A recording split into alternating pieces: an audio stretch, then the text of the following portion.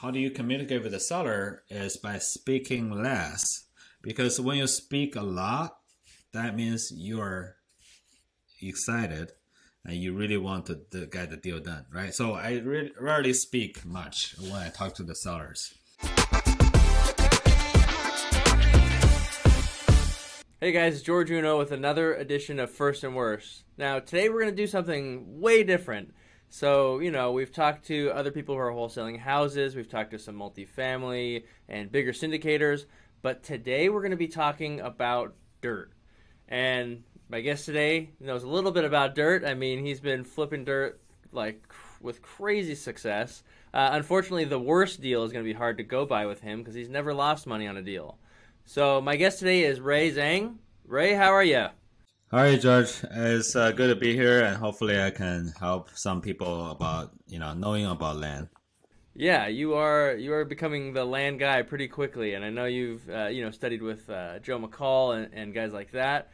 But you are making a name for yourself. You're all over social media. I don't know if anybody out there has not seen you and one of your reels about flipping land or one of your deals. You just are all out there, man. How do you do it? About the coaching or the land? The social media presence, man. How are you always out there creating content? I just don't believe overnight success, so I have to outwork everyone else, right? So I had just to be consistent.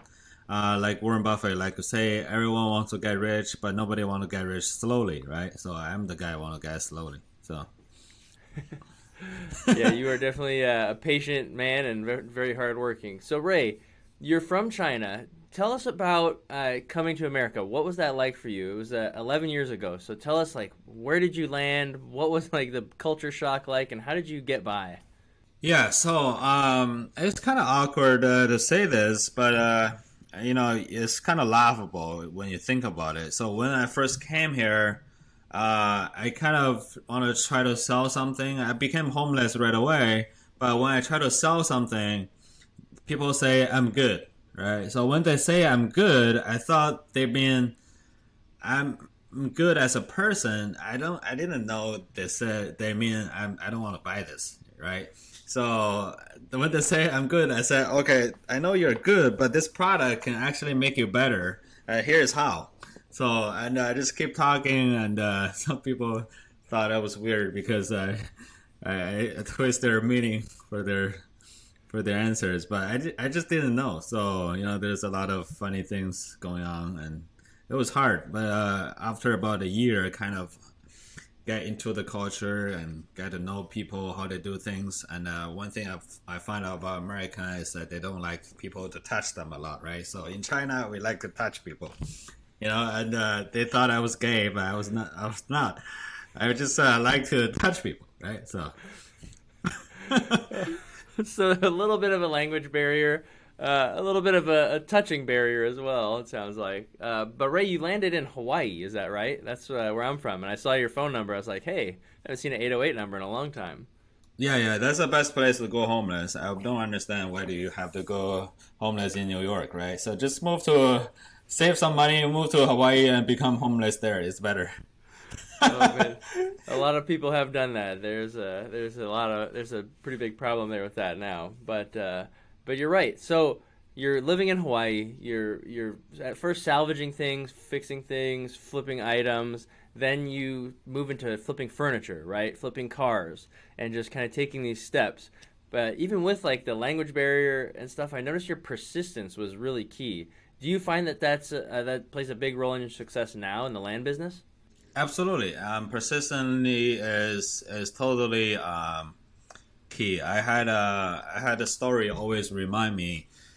So the story goes very short. I won't go super detailed. It goes there's a truck full of wood, and then all of a sudden the wood caught on fire, and then people scream and try to put out the fire.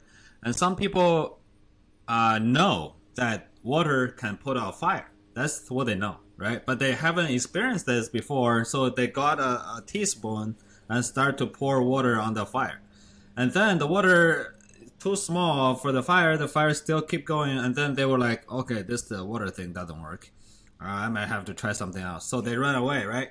So they don't know. It's just not enough they have done. So that's why people always go to different things all their life, and eventually when they get old, they find out, oh, I haven't done anything. I just keep going from place A to place B, because the amount of work they have done is not enough for each. Yeah, I see that. To be successful, you got to put in quite a bit of work. And Ray, just looking at your social media, I can tell you put in a lot of work. I mean, just into that, just we can always see you doing deals, making offers, researching places, markets. You've been on Joe McCall's podcast as well. I mean, I watched that whole hour thing, and you basically gave away your entire program and system that you've put together. So tell us about that. How did you put together this system? Because I know you got some coaching initially, but was that up to snuff? Like, why'd you end up making your own system? Yeah, because what my thinking was, if I send them an offer and then for 40 to 55 cents on the dollar, and then people will have a choice there. They can either like it and call me back, or they would just throw it away, or some people just call me and curse on me, right? And then I would release my stress on them too. So, it kind of stress releaser for me. But the thing is, some people call me, they already know my price. They want to sell it to me, and then I will double negotiate. So I'll negotiate again. I say, oh, okay, I know I offered that price, but the thing is, this land has this and that. I don't think I can do that price anymore. What do you think the best you could do? So that's a kind of double negotiation or double kill. Mm-hmm. So it really worked very well. For example, I closed 3 deals this week. I bought the first one for $1,000. And then we are under contract for 17,000, and the second one is I bought it for $2,000. We're under contract for 10 grand, and the third one is I bought it for 12,000. I closed it for 28,000. So they're all the same process. So first offer, when they interested, call me back. I'll renegotiate. Okay, so you send out a straight offer right away. Yeah. Okay. And do you find that helps because it anchors the price, and then you negotiate down from there? Yes. So, there are a lot of people who call me, they're pretty much motivated, already. Mm-hmm. That's a good idea, more qualified leads. Do you find that those leads convert better than if you're blasting out just, blind offers, not blind offers, but call me if you're interested? Neutral letter, yeah. Yeah. Yes, yeah. So those neutral letters are working very well, but the thing about it is you get hundreds of calls, and I don't have time for them. So because I'm in like 40 different markets, 45 different markets, if I do each of them in that market, I'll be like burned, right? So I'm ready to burn. So I just don't want to take so many calls. Yeah. That's a good idea. Better qualified leads, less work, more money. That's great. So Ray, tell us about your very first deal in land, because we heard about that progression from flipping items to furniture to cars. But what does your first land deal look like? Where was it? What'd you pay, and what'd you make on it? It's in Colorado. I paid $1,000 for it. I sold it in a few days for $2,500. So, and the second deal is quite large. I hit a guy. He has like 200 lots in that same subdivision. So I said, how about just sell it to me, I'll sell them, right? So we put it under contract, and I said, I cannot just buy 100 of them, that's too many, so let me buy 10 at a time. So I bought 20 at a time for 5 times. That's 100 lots. I bought it for each for 1,100 and sold each for 25, 2,200, 2,800 within 4 months. So I sold 100 land within 4 months after that deal. Wow! So 2 deals in basically, and you've made 6 figures. Absolutely, yeah. Crazy. So did you think, well, maybe I should go back to flipping cars? I at that time I still do, right? I do the same time, because land investing you don't need to spend a lot of time. 2 or 3 hours a day, that's enough. Wow. You definitely don't have the teaspoon of water, Ray. You definitely don't have that going on. That's not hard Yeah. for you. No, not hard for anyone. Yeah. Okay. So Ray, tell us about your worst deal because I know everybody's got one that lost money, was really a big headache or something. But tell me about yours. I think it's a little unique. Yeah, so I have flipped more than 400 lots. I never lost many money on any deal. But this particular one just caused me a lot of headache and worries. So I bought the land for 4 grand, and then I found out it's a wetland. Wetland is some land that you cannot build on it. It's kind of wet sometime after raining, but the tricky part is it's not always wet, right? So sometimes it's dry, right?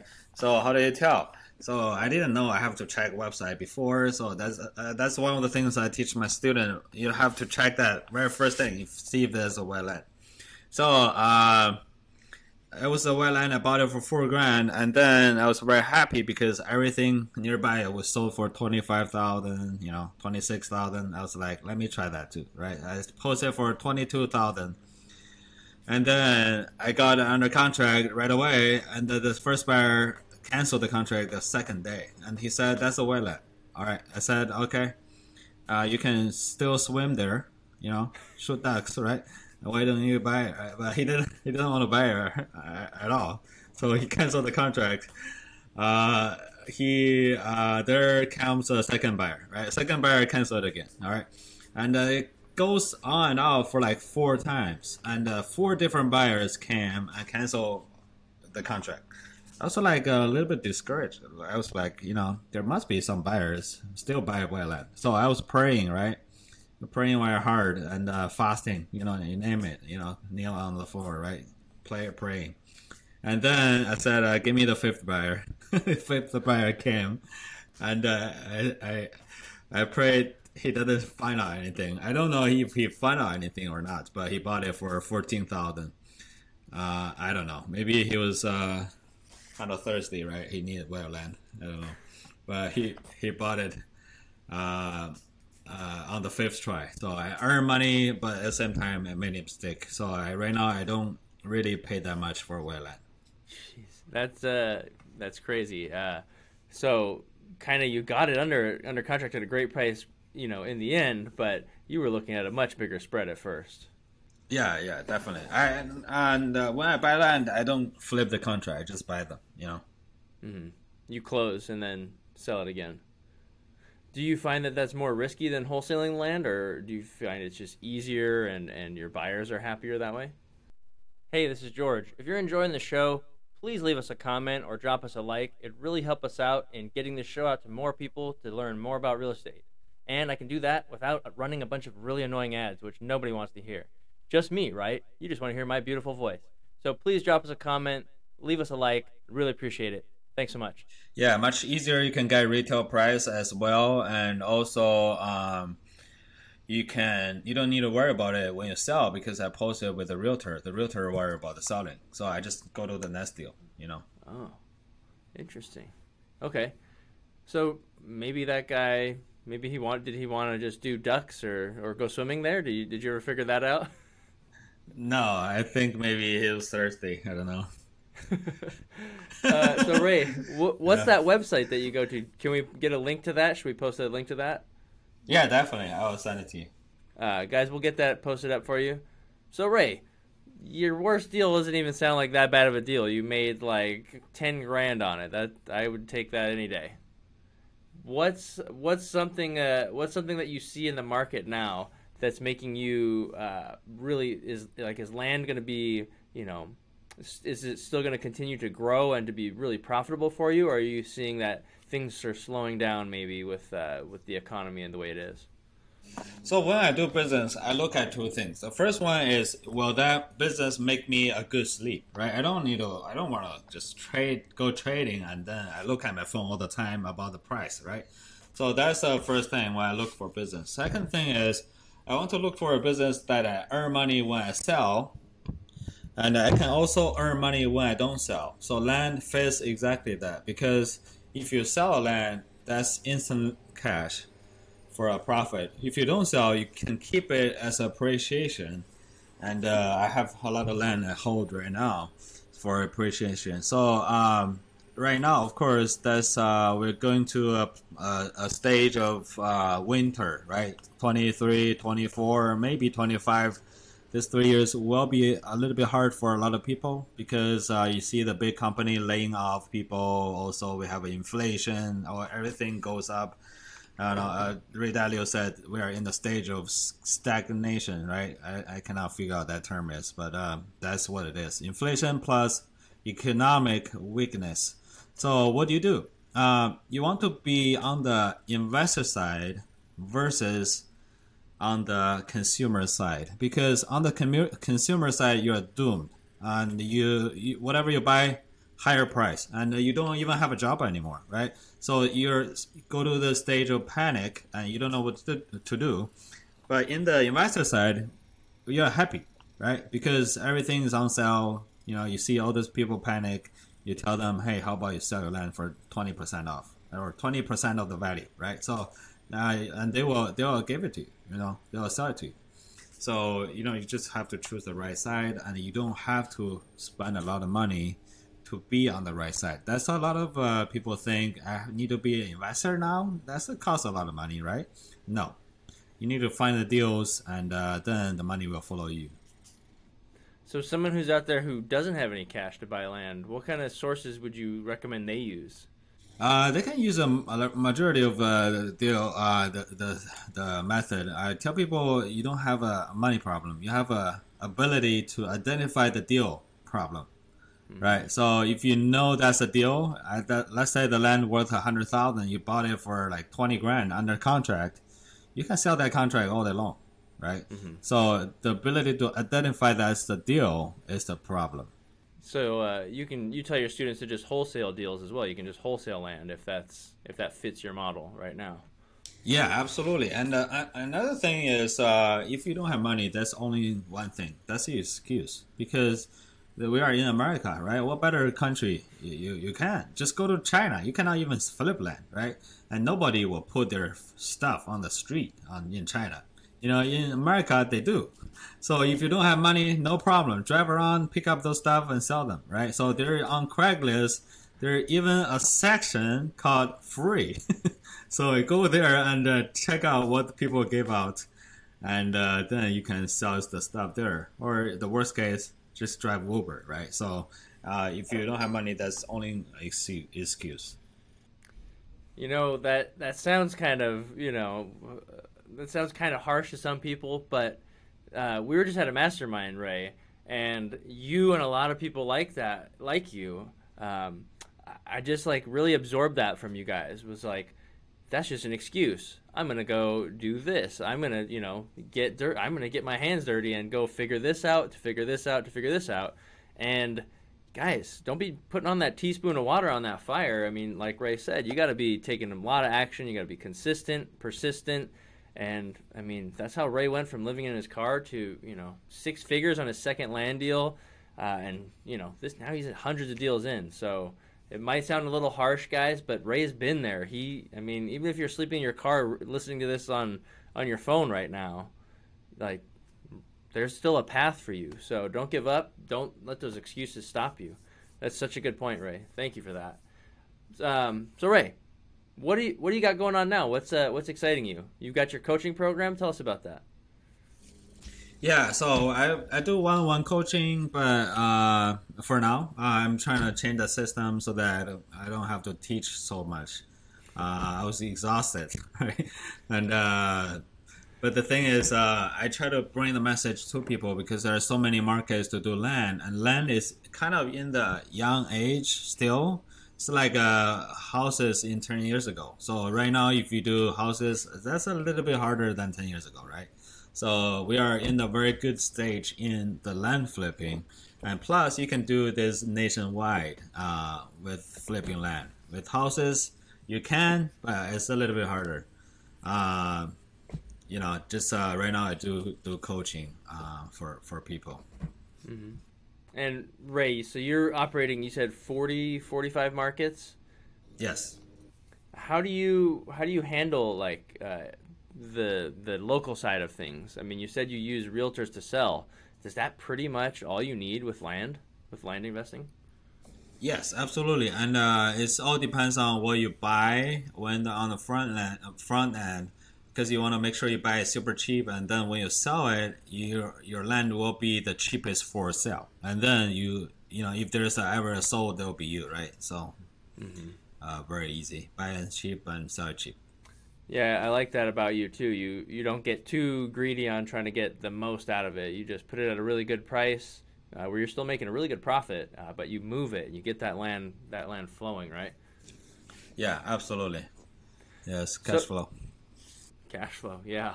Because I imagine the way you like to close on land, you probably have quite a bit of parcels locked up right now. How many do you have? Do you know? I have about, holding, you mean? Hmm. I have about 50 just on there on the side. I haven't sold. I haven't posted for sale. I have about 20 I have for sale right now. Right now it's a little bit slower down, as you have already noticed too. The market has been a little bit harder, but for compared to last year, right? So last year I posted land for sale in the morning. I got an offer in the noontime. Easy. Right now I gotta wait. Wait a couple days. Is that all? Couple more weeks. Okay. Right. But you're still closing deals. I mean, I see you out there on TikTok and Instagram just killing it. So it's fun to watch. Yeah, some people thought it was fake. So but whatever they want to believe, right? So, but this is real stuff, and just like your business, my business, on all the people in our mastermind. Yeah, you're the real deal, Ray. That's for sure. And speaking of that, I mean, you said like you buy lots cheap. What's like a big principle that we can take away from you on negotiating with people and getting deals on things like that? Because that's kind of a lot of us struggle with that.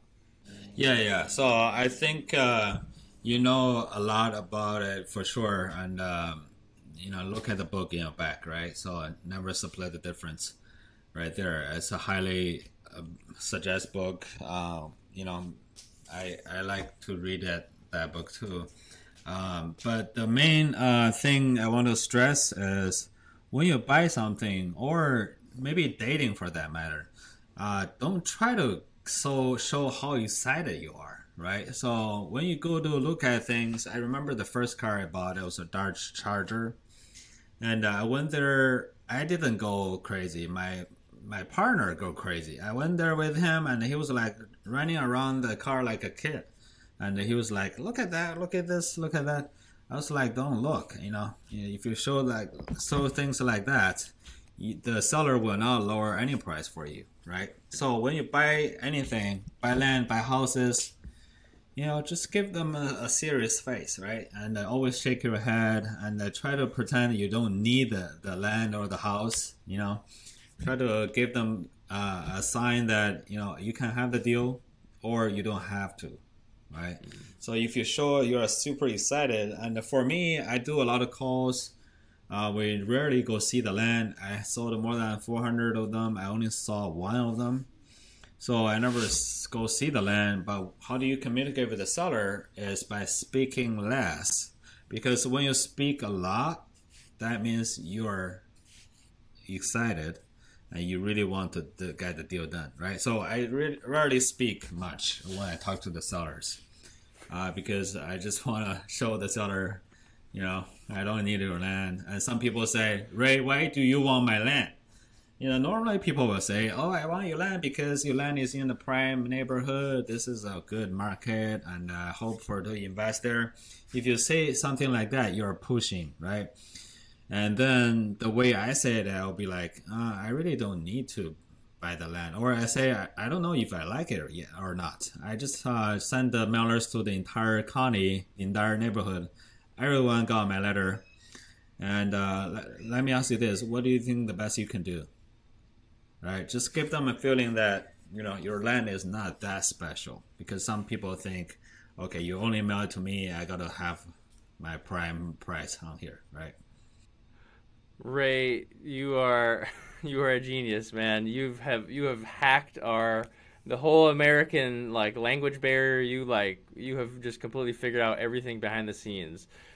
Number one, don't show emotion, right? That show him a mean face, kind of Ray said. Just, you know, apathetic. I don't need this deal. But number one, like no emotion out of him. Number two, I'm hearing is just asking questions and not talking. You know, we are so bad with if you leave someone with an awkward silence and just sit there, someone feels like they have to talk. So I mean, you do that masterfully with sellers, I bet. And that third one, just, hey, what's the best you can do? I don't really need this. You know, the guy with the most power in the deal is the guy who needs the deal the least. So you're an expert at showing that, just kind of stone face, no emotion, and you are definitely a very. I actually figured this out in dating. I was a very nice guy, Mr. Wonderful, right? And I do everything for my girlfriend, right? Before. And the thing is, after I do everything, I figure out they don't like me anymore, right? Why? I was like, you know, I try to figure out, is there something I done wrong? It's not that something I done wrong. It's I done so many good things, right? Because if you try to push all the time and you do everything for them, they won't like you anymore. So that's kind of strange for people's psychology. But what you see, some people like some guys that they looks like a bad boy, you know, they have a lot of girlfriends, right? Why is that? Because in their mind, it is they don't need it, you know. They don't have to have you, right? They don't have to have that girl. So they always have the best girl around, right? So. Oh man, you understand everything about psychology. I mean, that is deep. That is deep. I just hope the wives and the girlfriends aren't listening to this podcast because they might wonder why everybody all of a sudden's acting differently. Yeah, it's not for me, so I didn't say that. Yeah, but you know, a little bit of pull versus push is good. You know, not going overboard. That's just funny, man. Okay, guys. Well, if you want to learn more about Ray Zhang, you want to learn about land flipping in general, follow him on Instagram. It's Virtual Flipland. He's on TikTok as well. He's just huge on both those platforms. You can watch him do deals, watch him run comps, watch him how he looks at markets, and sometimes he dresses up as Mr. Incredible, so that's incredible as well. So, Ray, I want to thank you so much for your time, for being here, man. It was so great to meet you finally. I've been watching you on social media for a long time, watching you on podcasts, and you're the real deal, and I'm so happy to have met you. Thank you, George. Thank you very much for inviting. Thank you. You bet, man. Thanks for sharing with my audience. All right, guys, this is George Uno with REIClub. I'll catch you guys on the next episode of First and Worst. Thanks for tuning in. Hey, I hope you enjoyed hearing that story. If you want to have your own nightmare deal, go out on the internet and download a free proof of funds letter the next time you're making an offer. Then, when the seller or their agent calls that number, no one picks up the phone, and you lose that deal. Or if you'd actually like to get the deal under contract and be taken seriously, go to reiclub.com/proof and download a proof of funds letter today from one of America's best private money lenders in the space. So that's reiclub.com/proof. Go get your proof of funds letter today.